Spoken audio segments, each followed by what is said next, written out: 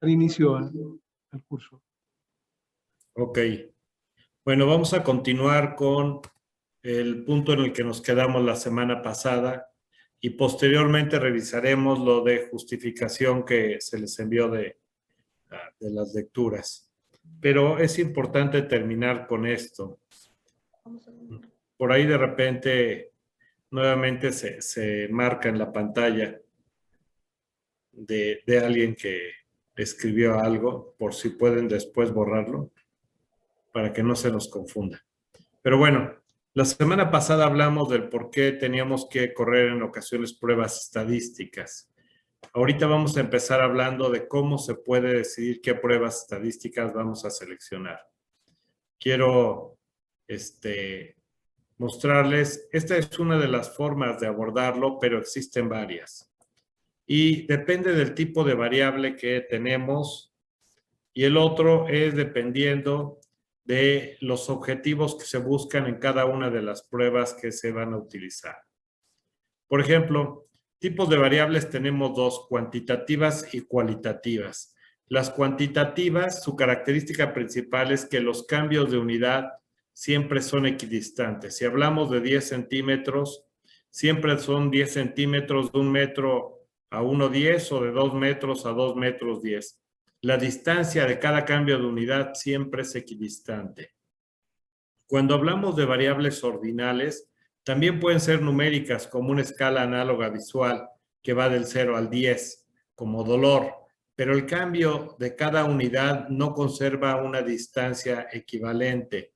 No son equidistantes. Un cambio de 2 a 3 no es igual que de 4 a 5 o de 5 a 6.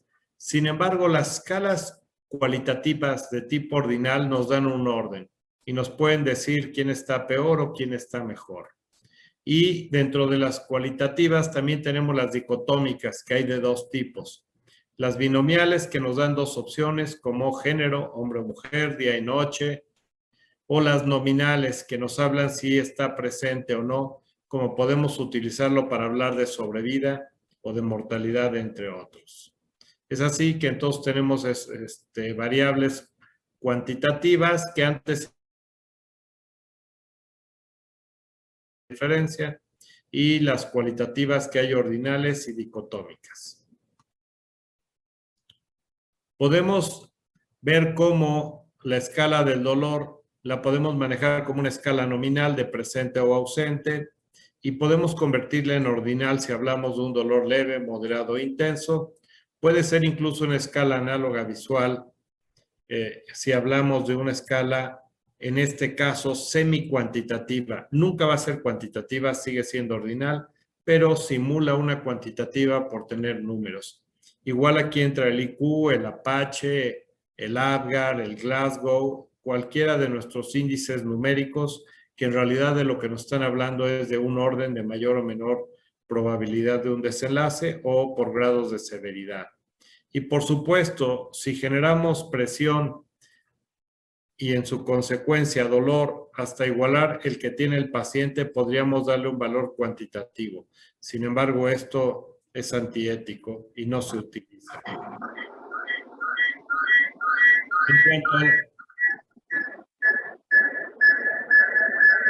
No sé si podemos apagar por ahí. Gracias.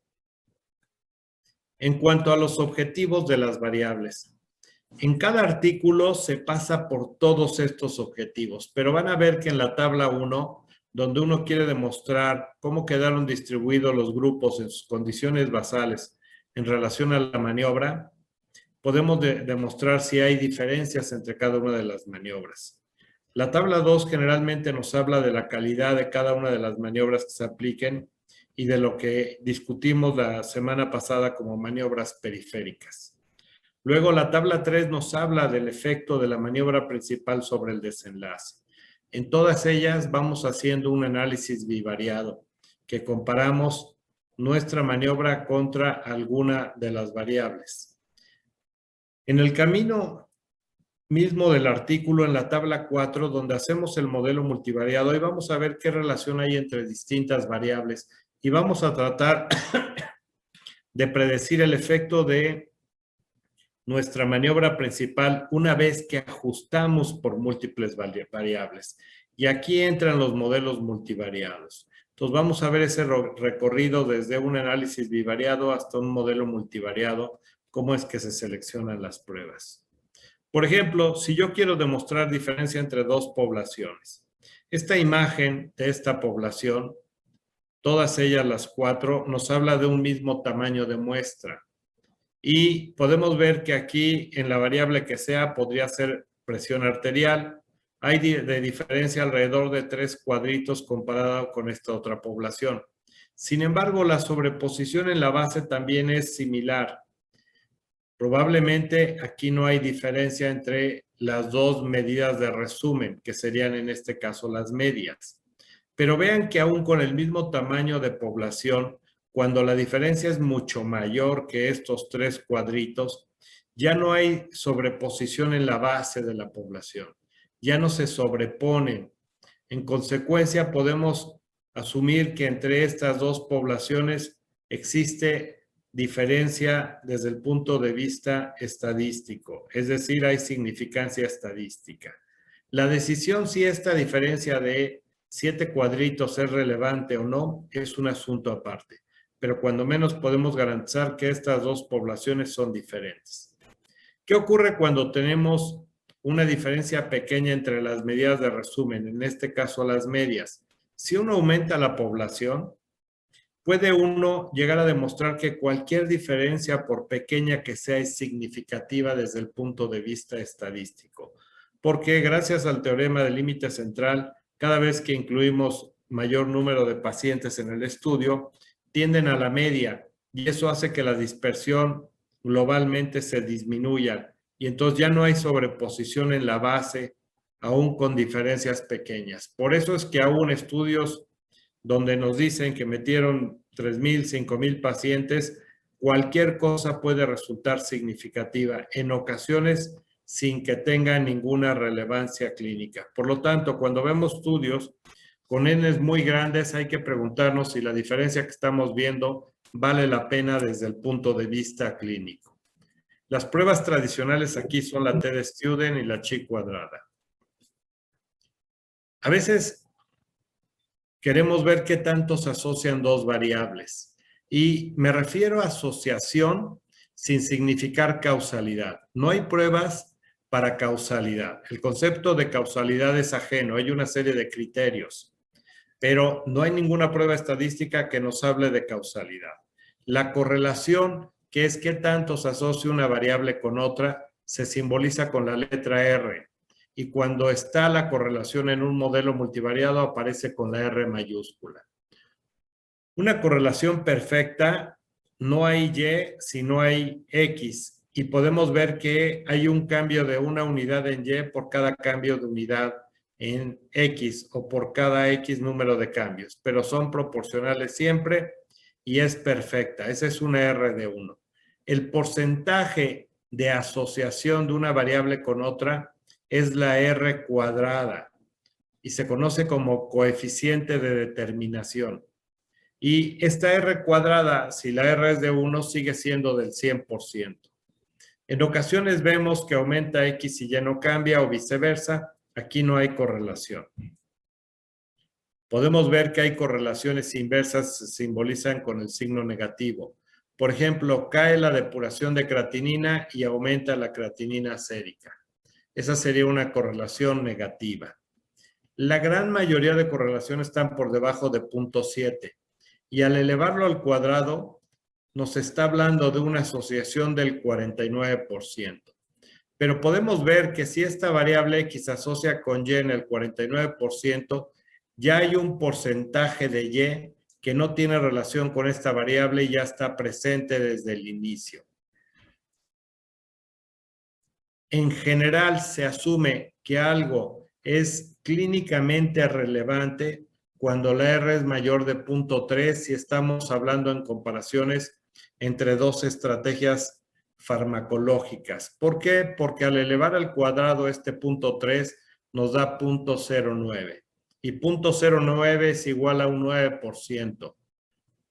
En general se ha acordado que cuando la diferencia entre dos fármacos es menor al 3%, significa que son equivalentes. Cuando esta va entre el 3 y el 9%, se asume que ninguno es superior o inferior. Pero si esta es alrededor del 9 o 10% más, se asume que uno es superior al otro. Y esto es importante porque de repente van a encontrar en alguna revista que hay una diferencia de 1% entre dos productos y se asumen como diferentes. Y en la misma revista, en el mismo volumen, en ocasiones hay una diferencia del 2% y se asumen como equivalentes. Entonces, esta es una cosa en la cual cada quien tendrá que irse formando su juicio para tomar decisiones. Las pruebas tradicionales aquí es la R de Pearson y la R de Spearman. Esta pendiente igual la vemos en los modelos de regresión, que es nuestro modelo multivariado más utilizado. Podemos ver que para predecir Y, que sería un desenlace, tenemos una constante o intercepto y es el valor de Y cuando todavía no hay ningún valor de X. Y esto en general está dado por la prevalencia o la incidencia de la enfermedad. Si nosotros vamos al parque, al supermercado, y como mexicanos queremos saber cuál es la prevalencia de diabetes mellitus en esa población que está en ese lugar, podemos decir que es alrededor del 10%. Y eso es sin haber considerado ningún factor de riesgo o ningún indicador diagnóstico. Por supuesto, si yo quiero mejorar la predicción, puedo empezar a agregar los factores de riesgo que conocemos. Podríamos agregar la presencia de sobrepeso y obesidad. Vamos a tener una pendiente que es esta beta y que es esta pendiente que nos está hablando de cuánto va a cambiar Y por cada unidad de cambio en X. Y esta X podría ser el índice de masa corporal y se multiplica por esta pendiente. Entonces nosotros podemos agregar el efecto de sobrepeso o de obesidad y podríamos ver que la probabilidad se va incrementando. Por supuesto, si se fijan ustedes, la constante antes estaba más arriba. A la hora que yo quito a los pacientes que tienen sobrepeso u obesidad, los que se quedan van a tener menor probabilidad de padecer la enfermedad. Y yo así puedo ir agregando pendiente más, otro porcentaje de asociación entre Y y esta nueva variable, y puedo irla sumando para predecir quién tiene esta enfermedad que me interesa.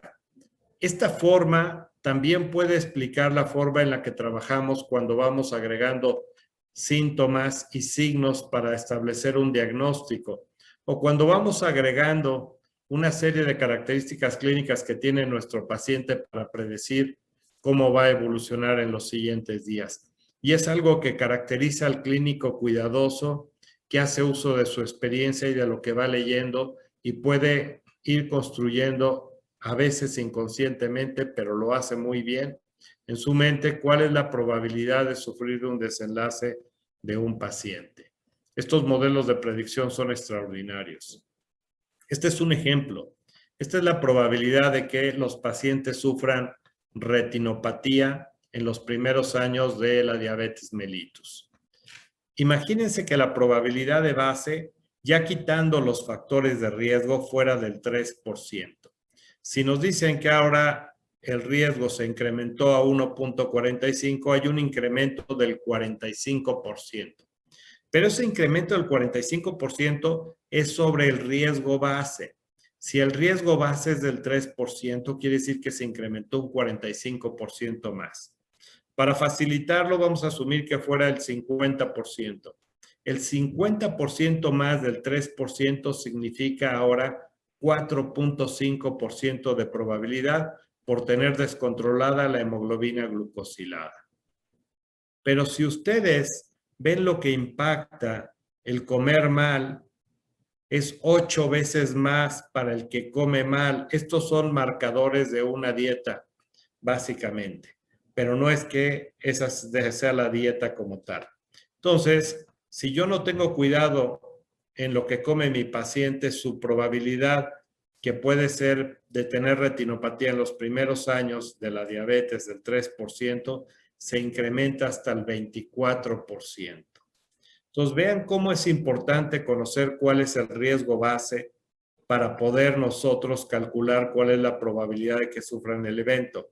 Muchas veces no sabemos lo que significa el riesgo y nos las pasamos repitiendo. Es que tiene un incremento del 45%, del 75% o un incremento de 1.75 veces más su riesgo base.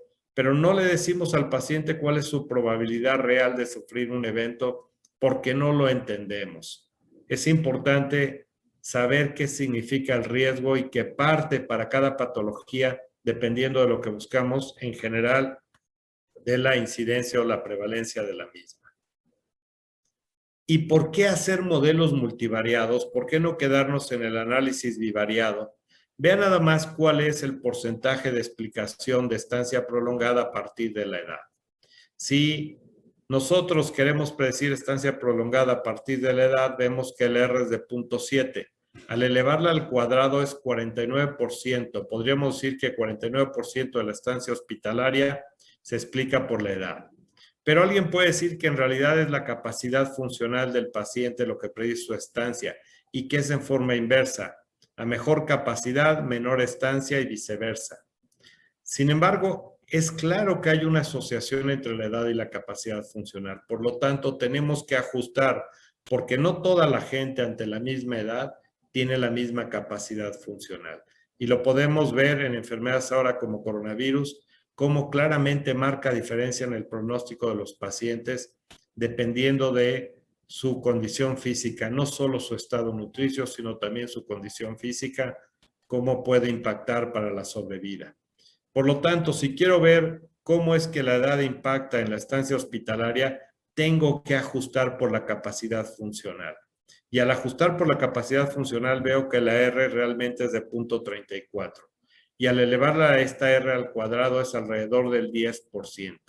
Entonces, no es el 50% o cerca del 50% que veíamos en el análisis bivariado. En el multivariado, el efecto de la edad en realidad es alrededor del 10%.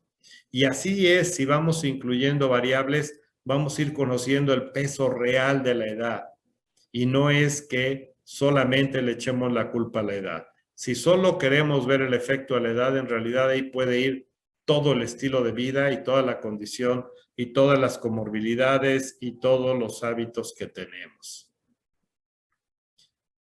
Este modelo de regresión aplica igual para una curva de sobrevida.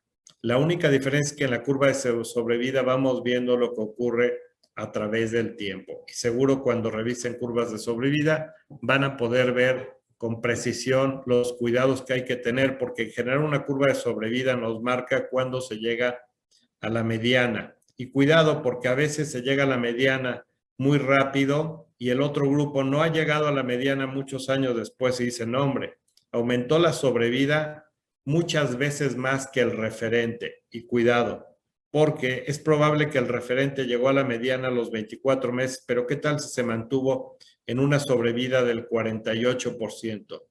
¿Y qué tal si el otro grupo tiene una sobrevida apenas del 51%? En realidad la diferencia es del 3% y no es que se haya aumentado muchas veces más que el otro grupo. Aquí podríamos ver que cuando menos duplica, pero en realidad el porcentaje apenas es como de un 15-20%.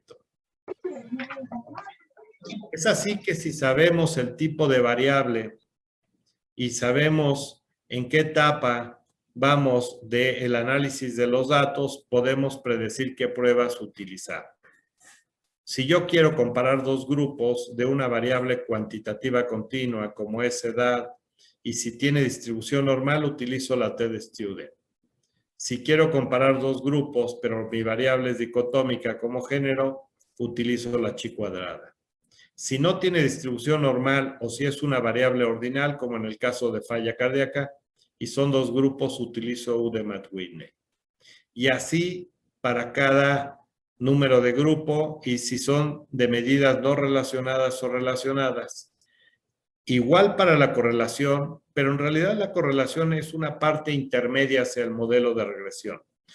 Cuando calculamos los riesgos es prácticamente igual que el calcular la correlación. De hecho, la fórmula parte de la correlación el cálculo de la regresión. Por lo tanto, en realidad no hay gran diferencia. Si mi variable de desenlace es una variable dicotómica, como es sobrevida o como es éxito y fracaso, lo que voy a utilizar de modelo multivariado es una regresión logística o curvas de sobrevida de riesgos proporcionales de Cox. Esa es mi variable dependiente. Si mi variable dependiente es una variable cuantitativa, como podría ser cifras de presión arterial, utilizo yo regresión lineal. En ambos casos, yo puedo ajustar por variables de cualquier tipo, tanto continuas como ordinales, como dicotómicas, y seguro ya lo revisará. No tenemos un modelo que sea muy bueno para variables de desenlace de tipo ordinal. Si bien existe y es el análisis discriminante, no es de gran utilidad porque nos puede dar probabilidades para 3 desenlaces, que uno sea del 30%, otro del 35% y otro del 35%. Y entonces no puede uno decidir por uno de las 3 opciones. Entonces no ha sido funcional, por eso prácticamente no lo vemos en los artículos en medicina, aun cuando existe. Quiero acabar mencionando el significado del riesgo. El riesgo base que tenemos todos es de 1, pero este riesgo está relacionado, les decía yo, con la incidencia o la prevalencia de la enfermedad.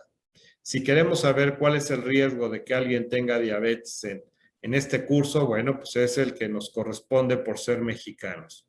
Y la ENSA decía que era del 9.4, vamos a decir 10%. Si hay un incremento a 2, quiere decir que es del doble, ya no es del 10, es del 20%. Pero si el riesgo de cáncer de mama es de 24 en 100,000 y el riesgo se elevó a 2, quiere decir ahora que es de 48 en 100,000. Entonces, es importante que vean que un incremento del 100% no significa que a la persona le va a dar la enfermedad. Significa que se duplicó esa probabilidad basal que tenía. Lo mismo en la protección. Y esto es importante porque lo que podemos ver es que son reducciones o incrementos relativos al riesgo base. ¿Cuándo es significativo? Si yo hablo de riesgo, tanto mi medida de resumen como mi intervalo de confianza tienen que estar por arriba de la unidad. De resumen como mi intervalo de confianza tiene que estar por debajo de la unidad.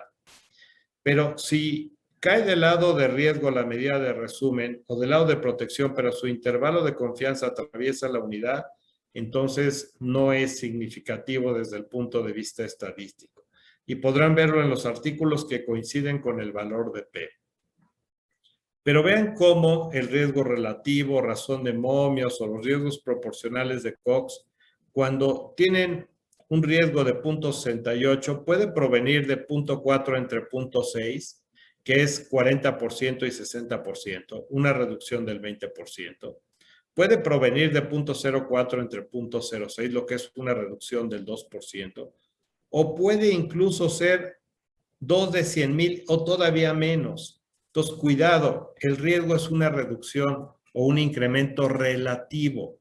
No podemos con él decir que alguien va a sufrir la enfermedad o no. Nada más sabemos que se incrementó, disminuyó y tenemos que conocer cuál es el riesgo base para saber si eso es relevante desde el punto de vista clínico o no lo es.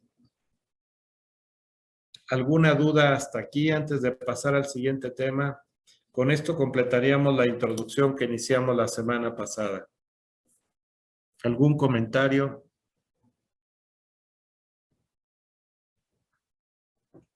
Ok, entonces vamos a pasar al siguiente tema, que es justificación.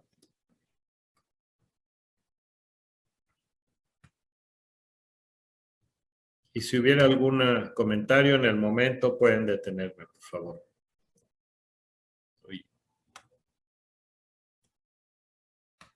Ok. Sin duda alguna, la parte más compleja de cualquier desarrollo de investigación es la justificación. La justificación, ese apartado que a veces vemos en los artículos en una sola columna, a veces un poco más, y que cuando enviamos el artículo lleva un par de cuartillas, en realidad es un resumen que nos dice lo que vamos a esperar encontrar en el artículo. Cuando uno diseña una propuesta de investigación, en la justificación está toda la conceptualización y todo lo que espera encontrar en el desarrollo del proyecto. Ya desde el inicio uno sabe qué esperar. Solamente el proyecto de investigación es ir a corroborar lo que yo ya documenté en mi justificación. De ninguna manera un proyecto es ir a ver qué pasa. No deberían de existir los proyectos, pues como no sabemos, vamos a hacerlo para ver qué pasa. Ni tampoco deberían de existir, hay que hacer un pilotito. De hecho, es algo antiético, ni siquiera con animales de experimentación. Si uno va a hacer un proyecto de investigación, uno ya sabe qué esperar de resultado y tiene que tener todo el diseño muy bien hecho y un tamaño de muestra suficiente para demostrar ese objetivo. Por lo tanto, tener una justificación correcta es indispensable, es la parte más laboriosa, bueno, la ejecución sin duda alguna, pero el diseño parte de esa justificación y mientras mejor esté hecha, el éxito de lo que se va a trabajar se incrementa. De otra forma, podemos invertir 2 o 3 años de nuestra vida para ver que no valía la pena hacerlo. Este es el estudio de Framingham. Un estudio muy famoso en el que se basa gran parte de nuestra decisión de enfermedades cardiovasculares.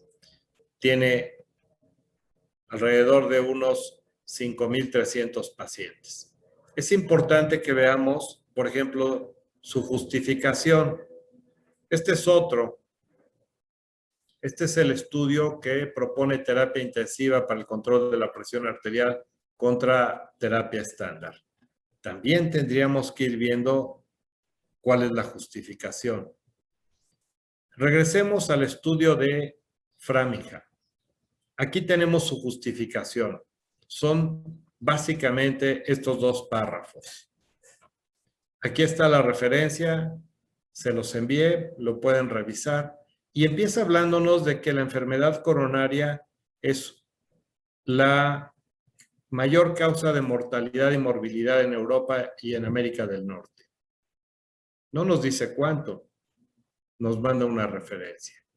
Luego nos habla que los factores de riesgo incluyen el tabaquismo, colesterol, LDL, HDL, diabetes mellitus. También nos habla de que otros factores como obesidad, la hipertrofia ventricular izquierda, la historia familiar de enfermedad cardiovascular a edades tempranas, la enfermedad renal terminal, que también han sido considerados como factores de riesgo. Y luego ya nos dicen que van a hacer un estudio a través de datos poblacionales para formar un algoritmo que prediga la posibilidad de riesgo cardiovascular. ¿Qué características debería de tener una justificación para que nos facilite la comprensión de lo que vamos a incluir en el estudio? Bueno, antes que nada, para tener una justificación decente, uno debería de partir de una necesidad a resolver. No es una curiosidad, es una necesidad a resolver. Luego hay que delimitar la pregunta muy claramente en cuanto a su estado basal, maniobra y desenlace para formar la palabra pico y hacer la búsqueda. De esta forma yo puedo ver si ya hay respuesta previa a la pregunta y si no, con esta información yo puedo estructurar mi justificación. Y por supuesto hay que ver la relevancia clínica. ¿Cómo se hace esto? Bueno, tenemos una necesidad de resolver que parte de una observación sistematizada durante el ejercicio de la medicina y que nos genera darnos cuenta de que hay un vacío en el conocimiento. Si no existe un vacío en el conocimiento y en realidad lo que ocurría era que no sabíamos la respuesta por falta de conocimiento personal, entonces al hacer la búsqueda estructurada, ahí se detiene el estudio. Ya encontramos respuestas, ahí nos quedamos. Pero si no existe respuesta, entonces uno tiene que seguir adelante. Hay que estructurar claramente el estado basal, maniobra y desenlace de cada pregunta que tengan. Por ejemplo, si los pacientes con proteína C reactiva elevada, con tratamiento, les va mejor que con placebo para evitar la enfermedad cardiovascular. Ustedes pueden, con estos apartados, formar el acrónimo PICO, que son pacientes, la intervención principal, la maniobra comparativa y el outcome en inglés, que es el desenlace.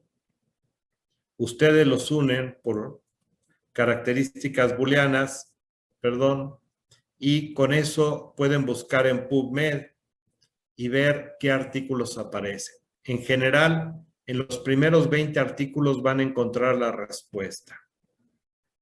Si no hay una respuesta, esa información les sirve, como mencioné, para realizar su justificación. Se nos ha dicho por años que está la cantidad de información que mejor tenemos que consumir lo que alguien interpretó por nosotros. Pero cuidado, díganme si hay al año 50 artículos en su área que hayan cambiado alguna conducta, ya sea diagnóstica o terapéutica.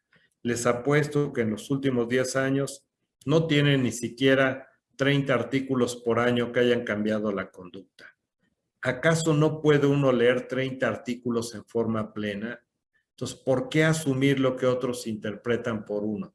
¿Por qué no ser capaz mejor uno de aprender a interpretar y hacer una lectura estructurada y adecuada de todos los artículos originales?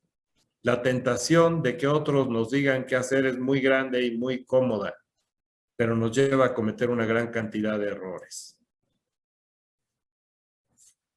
Hay que ponderar la relevancia clínica y para eso hablamos de estos apartados.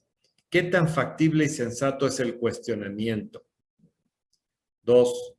¿Hay ausencia de respuesta previa? 3. La relevancia de la posible respuesta. Y 4. ¿Cuál es su aplicabilidad? Cuando hablamos de si es factible y sensato, tenemos que ver si la propuesta que tenemos tiene una base epidemiológica y tiene una justificación biológica. Después tenemos que ver que provengan estas hipótesis de evidencia directa, porque a veces lo hacemos sobre trabajar sobre supuestos es como estar en tierra movediza. Lo más probable es que uno se ahogue sin llegar al lugar que desea llegar. Y hay que descartar si no existe una explicación muy obvia de la propuesta que estamos haciendo, que a veces puede resultar sumamente complicada. La palabra pico nos ayuda a hacer la búsqueda. Les va a sorprender cuántos metaanálisis hay donde la mayoría de sus artículos, si no es que todos, van en la misma dirección. Y la pregunta es, ¿dónde estaba la duda? Lo peor, ustedes pueden revisar los artículos y ninguno menciona o pocos mencionan a los artículos que ya han contestado la pregunta previamente. Y no están en cualquier revista. Pueden verlas en revistas relevantes. ¿Cómo tenemos que algo es relevante? Bueno, tenemos que ver la relevancia en el estado basal, en la maniobra y en el desenlace. En el estado basal hay muchas razones. Uno puede considerar relevante aquello que es frecuente en nuestra población, como diabetes mellitus. Pero si están en un centro de referencia y tienen una gran cantidad de pacientes de una enfermedad rara, en este ejemplo esclerosis múltiples, es válido, porque a lo mejor ustedes tienen 300, 500 casos. Tenemos que ver cuál es la relevancia de la condición final. No es posible que asumamos que un fármaco es mejor que otro porque disminuye la inflamación medido en una célula cuando nuestro objetivo en el tratamiento de la diabetes mellitus es evitar daño a órgano blanco. Entonces, cuidado. A veces porque nos dicen, pero tiene este beneficio adicional, se promueven como mejores estrategias de manejo. No, cuidado. tenemos que tener claro qué buscamos en el paciente. Queremos evitar la muerte, queremos evitar complicaciones, secuelas. Entonces, que ese sea nuestro desenlace y no reguladores intermedios. Y en el desenlace, tenemos que tener clara cuál es la incidencia del desenlace. Si es que buscáramos un fenómeno como tal a ocurrir, o la prevalencia, dependiendo de qué buscamos. Ya veremos al regresar al estudio de Framingham que el impacto que tiene la dislipidemia para provocar infarto es alrededor de 1 en 1000 al año. Y bajo esta justificación se les da tratamiento a esos 1000 pacientes. También es importante conocer cuál es el costo económico de lo que hacemos. ¿Y qué decir de la maniobra? ¿Cuál es la ganancia real de la maniobra? Hay una gran cantidad de maniobras que se hacen en miles de pacientes los ensayos. Se demuestra que es mejor que el placebo, pero el beneficio es mínimo. Entonces,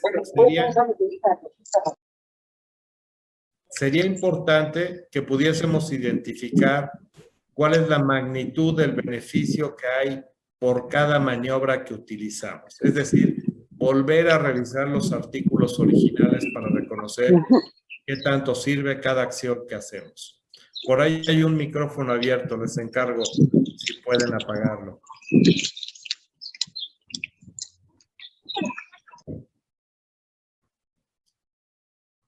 Dos, ¿cuál es la reducción que puede haber por acción de la maniobra?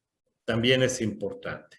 A veces la maniobra es una tan buena como la otra, pero la reducción de costos es muy elevada. 3, se simplifica el manejo terapéutico. A lo mejor no hay un beneficio mayor, a lo mejor cuesta lo mismo, pero un fármaco se toma una vez al día comparado con otro que es 3 veces al día. Y 4, ¿qué tanto se reducen los eventos adversos? Esto pocas veces lo consideramos, pero debería de considerarse en todas las decisiones terapéuticas que tomamos. Lamentablemente, casi no hay estudios para demostrar esto, pero sí deberían de considerarse siempre. Y cuando queremos ver el efecto de la maniobra que estamos poniendo a prueba, siempre tenemos que ajustar. Ya vimos por qué la necesidad de un análisis multivariado. Es la única forma en la que podemos ver el efecto real de una maniobra. Entonces, si no tenemos un análisis multivariado, difícilmente podremos ver el efecto real de dicha maniobra. Y por último, si ya tienen claro que vale la pena, ahora, ¿cuál es la aplicabilidad en caso de tener la respuesta? Se puede aplicar a nivel individual, se puede aplicar a la comunidad, y esto lo conocemos como un objetivo latente. De hecho, la sugerencia es que desde que hacen la hipótesis, cuando están haciendo la justificación, ustedes mismos se pregunten, ¿qué puedo hacer si la respuesta que espero ya la tuviese? Si no pueden hacer nada, entonces deténganse. Piensen qué otro.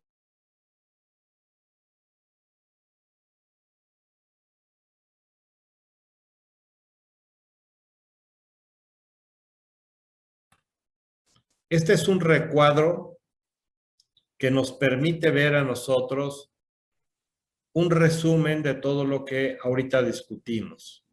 Y como pueden ver, la base es sencilla.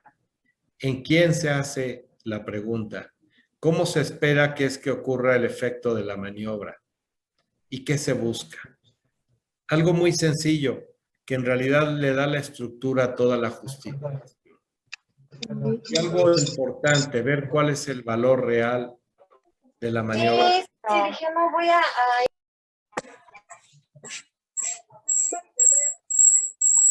No creo. Por ahí alguien nos está pagando y oímos otras cosas. Entonces, Esta es la estructura base de la justificación. Regresando al estudio de Framingham, en el estado basal, cuando nos habla de que en los adultos en Europa y en Norteamérica es la principal causa de muerte, habría que preguntarse qué tanta es la mortalidad y con cuánto contribuye la enfermedad cardiovascular. Y ya después de lo que contribuye la enfermedad cardiovascular, habrá que ver con cuánto contribuye cada factor de riesgo para esa mortalidad. Esos son datos que nos debería de dar la justificación y no decirnos que es importante. Nadie duda de que es importante. Nadie tenemos duda de los factores de riesgo, pero que nos digan con cuánto contribuye cada uno de ellos. Quiero que vean los datos de este mismo estudio como una reflexión a posteriori de lo que debió de haber estado en la justificación.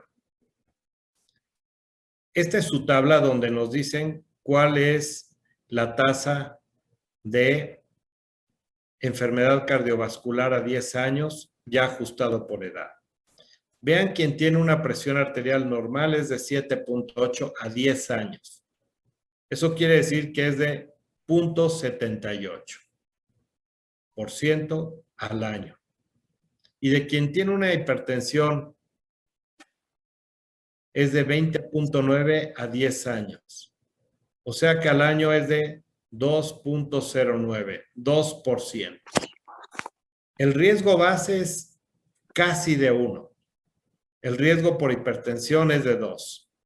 Quiere decir que se incrementa alrededor de 1% la probabilidad de enfermedad cardiovascular al año por tener hipertensión.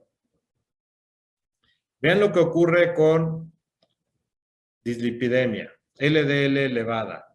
El riesgo base, 7.3 a 10 años. Al año es de 0.7. El riesgo por tener LDL elevada a 10 años, 17.3. Al año, 1.7. Es decir, el incremento aquí parece ser del 1%. Pero este es un análisis bivariado. Cada variable se compara contra el desenlace. ¿Qué pasa cuando nos muestra el mismo artículo su análisis multivariado? Y aquí está. Podemos ver las variables, podemos ver ya aquí el índice. Esto ya es el resultado de un análisis multivariado en el cual nos van dando la contribución de cada una de estas variables.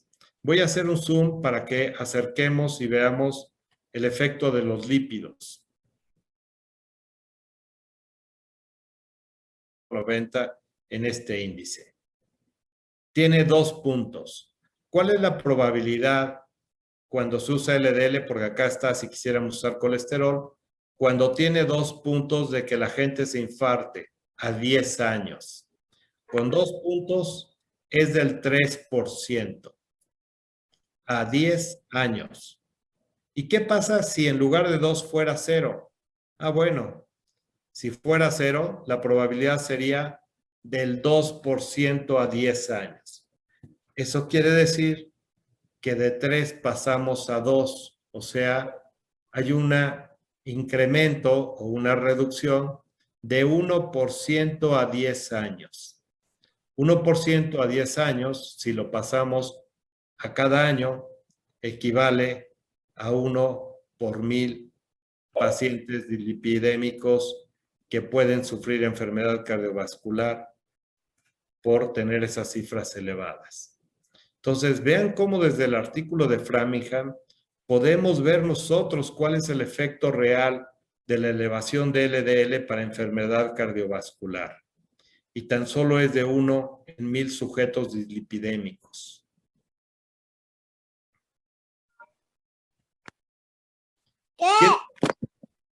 Quiero por último, terminar con ese mismo artículo, mostrarles del artículo. Este es el artículo. Quiero que vean. Aquí está, miren. Es el mismo artículo, ahí está. Y de hecho, aquí está la introducción que pusimos. Pero quedamos que había que discutir otros apartados en la justificación, como la sensatez de la pregunta y ver si no había otra respuesta más sencilla. Quiero que vean lo que dice aquí.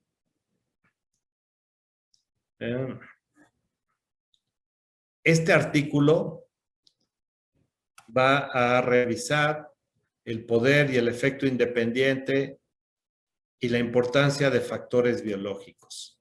Aguas, hasta ahí. Y luego vean lo que dice aquí. La historia familiar de enfermedad cardiovascular. No dice ni siquiera temprano, es la pura historia. La actividad física y la obesidad no se incluyeron porque estos factores trabajan a lo largo y extenso de lo que ellos llaman los factores mayores, que son los que midieron. Y su impacto único para la enfermedad cardiovascular puede ser difícil de cuantificar. Es decir, debido a que va a costar trabajo ver si unos u otros son los verdaderos factores, pues mejor quitamos el antecedente de enfermedad cardiovascular, qué tanta actividad física hace la persona, si es obeso o no. Díganme qué es más lógico, que la dislipidemia sea factor de riesgo o que la obesidad sea factor de riesgo. Que la dislipidemia, la hipertensión o lo que quieran sea factor de riesgo o que la obesidad y la actividad física que realiza cada persona sea el factor de riesgo. Vean cómo de repente se nos olvida la lógica y nos vamos por factores que habrá habido sus razones para darles mayor peso y excluir del análisis algo tan evidente como es la obesidad como factor de riesgo o la hipertensión o la actividad física. Entonces, ahí está, toda la información está en el artículo, pero como hemos dejado de reflexionar sobre los artículos originales y nos hemos últimamente acostumbrados a consumir lo que nos dan ya interpretado, entonces no tenemos la posibilidad de discriminar lo que vale la pena de lo que no. Creo que un curso que ustedes tomen les va a permitir reconsiderar cada artículo que lean y les va a permitir ser un poco más libres en sus decisiones. No sé si hasta aquí hay alguna duda, no sé si fui demasiado rápido. ¿Algún comentario?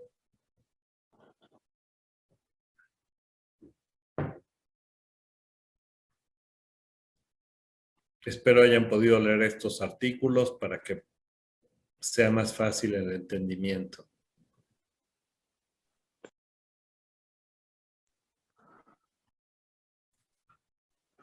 Bueno, pues veo que fui muy rápido. Si no tenemos dudas ni preguntas, pues seguiríamos la próxima semana, ahora revisando el apartado de diseños. Ya tienen el temario, ya tienen los artículos. Yo les pediría que lean diseños. Voy a tratar de hacerlo un poco más extenso para que no sea tan breve y mostrarles más ejemplos para que les vaya quedando claro.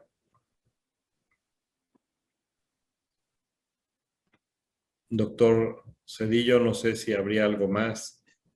Creo que fui tan rápido que en la mitad del tiempo vimos los temas.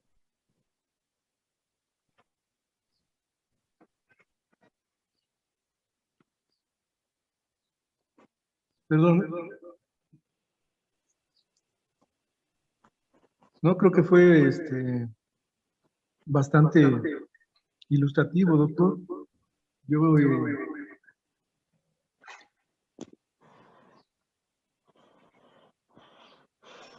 considero que los temas que se plantearon, que se iban a revisar el día de hoy, que mandamos la información, creo que se abordaron extensamente, aunque habría que hacer algunas consideraciones en cuanto a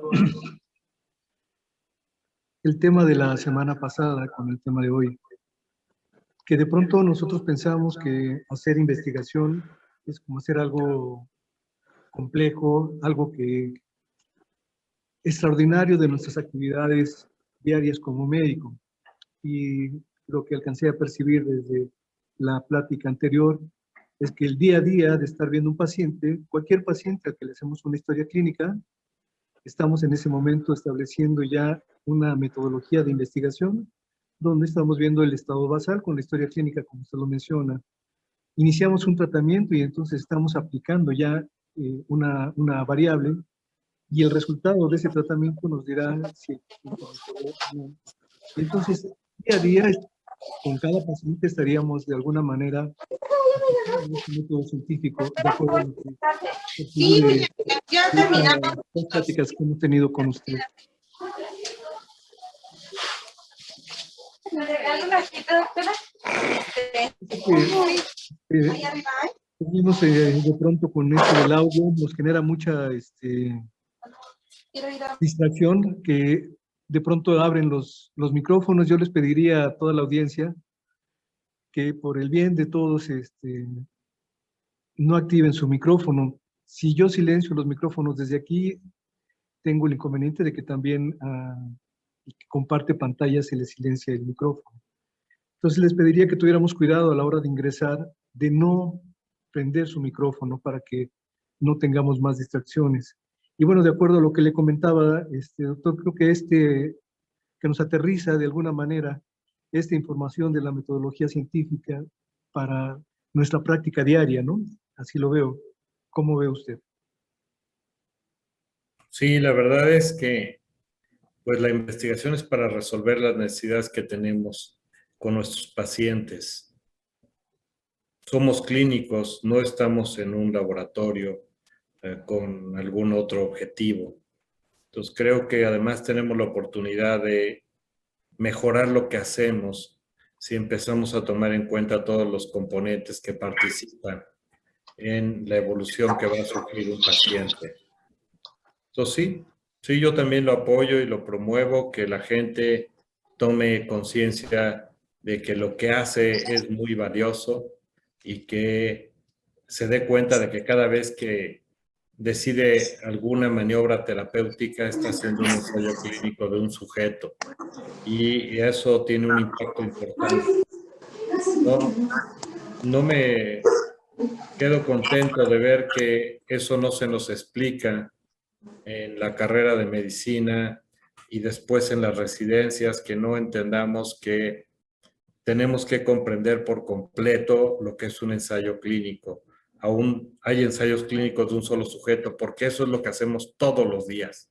E implicaría tener un seguimiento tan preciso como en un ensayo clínico y no nada más recetar y olvidarnos del paciente. Eso me parece que es una pena. Tenemos que darle un seguimiento preciso como si estuviéramos documentando para publicar las cosas. El paciente se lo merece y es nuestra obligación. Por ahí preguntaban también de la razón de Momio, si vale la pena o no. Ya seguramente lo van a revisar, pero finalmente es una forma de medir el riesgo. Cualquiera, riesgo relativo, razón de momios o riesgos proporcionales de Cox se leen prácticamente igual. Ya verán que cambian de acuerdo al tipo de datos y también al programa estadístico que utilicen, porque a veces por comodidad medimos razón de Mommsen cuando tenemos seguimiento de los pacientes. Y no tiene nada de malo, en realidad es el equivalente al riesgo relativo, pero es tan cómodo correr una regresión logística que así lo hacemos. Y no suele haber gran diferencia en hacerlo a través de riesgos relativos. En realidad depende de la estructura de la base de datos, la calidad que vamos a tener de la información.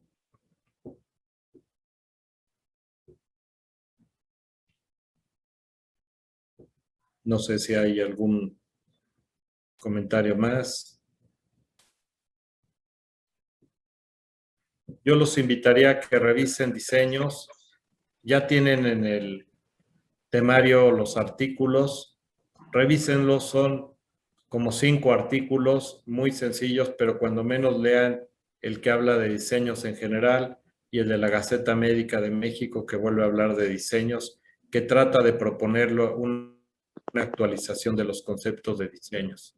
Entonces resulta de utilidad que vean toda esa visión, porque podemos mejorar lo que hacemos todos los días y también podemos reconocer los errores que acompañan a cada uno de los diseños en forma inevitable.